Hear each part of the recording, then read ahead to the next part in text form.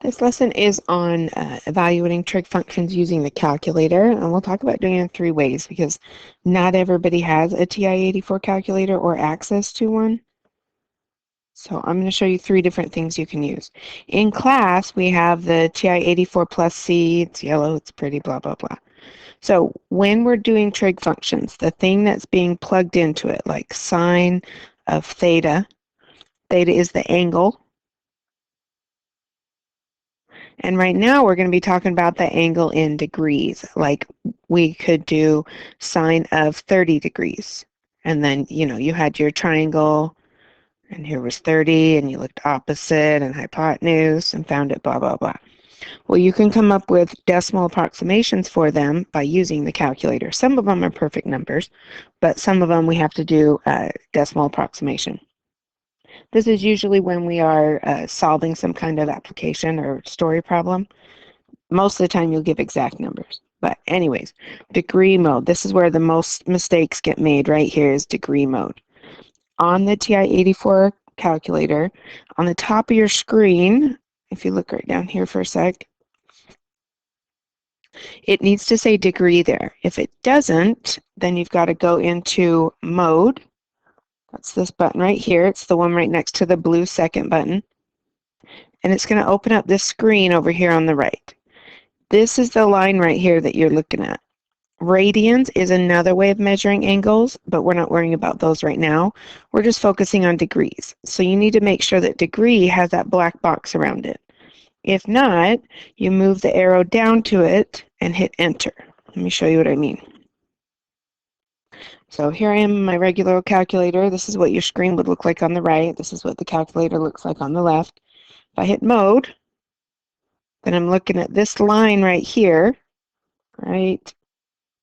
see where it's flashing? If it's over radian and I hit enter, it moves that black background and it changes this top piece right here to radian. So you want to make sure that you are over on degree and hit enter, and that will change it to degree mode. See how it said degree? And then to get out of that, you hit second quit is one way to do it. I think clear will take you back home as well. Okay? So degree mode is absolutely first thing you need to do. If it doesn't, you're going to use these arrow keys. There's the down one right there and the right one to move you over to degree. Hit enter and it will change that. All right. So to actually evaluate them on a calculator, you have 3 buttons. Above the parentheses and stuff, you'll see them right there. You'll notice one says SIN for sine, cos for cosine, tan for tangent. To evaluate trig functions, you literally just push one of those buttons, tell it the degree of the angle, and then hit enter and it will give you a decimal approximation. For example, if I wanted to find, let's say, the tangent of 40 degrees, tangent 40, you can put a parentheses, but you actually don't need it unless you have other operations. There you go. Tangent of 40 degrees is about 0.839, blah, blah, blah, blah, blah. Notice I don't try and put any degree symbol. It was tangent of 40 degrees, but I didn't put the little circle for the degrees right there. Okay, let's look at cosine of 40. 0.766, interesting. How about 45? Let's go sine of 45. Okay, what about cosine of 45? Ooh, interesting. They have the same value. Tangent of 45. 1. What about, let's say, cosine of 189? Negative values. Hey. How about tangent of 4,200 degrees? 1.73, okay. So evaluating those, that's simply it right there. Now you also are going to have to do those reciprocal functions that we've been talking about. The reciprocal functions, they're buddies, right? The cosecant, secant, and cotangent. Those are the new ones. Now remember, they are reciprocals. So when you're in the calculator, there's no button for cosecant, secant, or cotangent. But it's just a simple matter of putting the one divided by the sine of the angle. So instead of finding cosecant of x, you're going to do 1 divided by the sine of x. And then secant goes with cosine, cotangent goes with tangent, and that's all. For example, if I wanted to find the cotangent of 45, then we would say 1 divided by tangent 45, and then hit enter. Okay, what about the cosecant of 45? Well, cosecant is sine, so I'm going to go 1 divided by sine of 45. Okay, how about secant of 189? 1 divided by cosine of 189, and there's the secant value. So the buddies aren't very different, except for you have to do 1 divided by the original, right? You can calculate the buddies, but you got to use the original first. Okay, that's on a calculator. Now you can also use a website, and we've used it before, called Desmos. Oh, sorry, there were some more examples. For cotangent, we did 1 over tangent. Secant was 1 over cosine. Cosecant is 1 over sine. Okay, Desmos is also a site that you can use. And again, you've got to make sure that you're in degree mode. If you're not in degree mode, it doesn't calculate the right answers.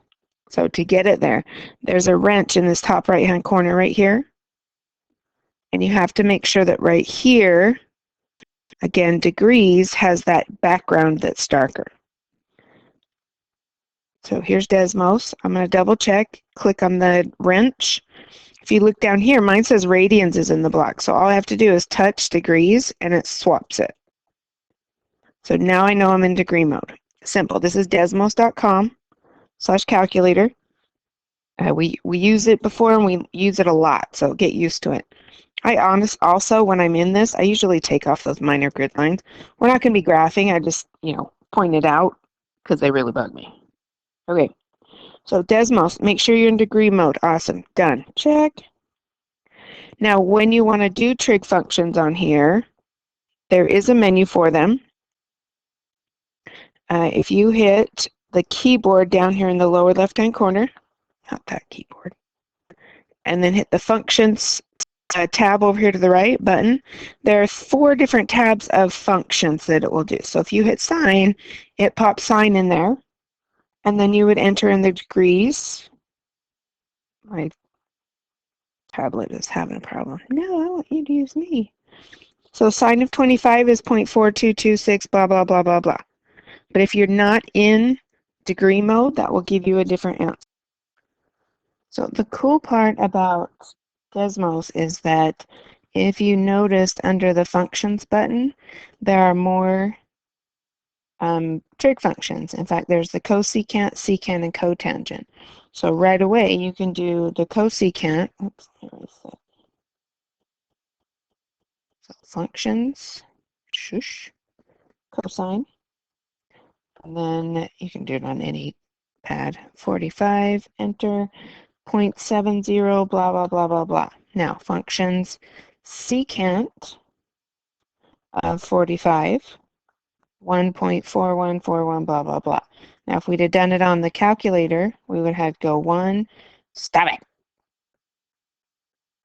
divided by, it's really irritating, cosine, 45.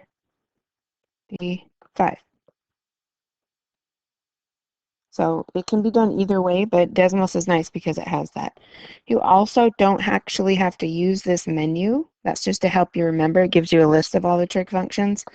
You can actually just type in sine or cosine, doesn't matter, COS, and it knows you're going to talk about a trig function.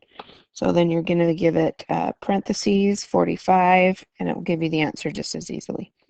So Desmos is definitely the easier one to go with, but it's on the computer, obviously. They do have a Desmos app that you can download on your phone, so you can do this just anywhere, opening up your app. Okay, so evaluating using Desmos. You can also do it on your cell phone. Cell phone does have the sine, cosine, and tangent functions on your calculator. If you open the calculator and rotate it, and this, I have iPhone, so this is what my calculator looks like when I rotate it. And that auto rotate has to be off, right? Where it locks it and doesn't let it rotate, turn that off. Make sure you're in degree mode. Again, I can't say this enough, you'll get wrong answers. It'll say right here at the top left, degree, or it might be blank. Sometimes it's blank on some phones, sometimes it says degree. This is the button for it though, right here. If this says rad, which is another form, radians, then it's not, it's in degree mode. If you click on that and it says DEG, that means it's actually not in degree mode anymore.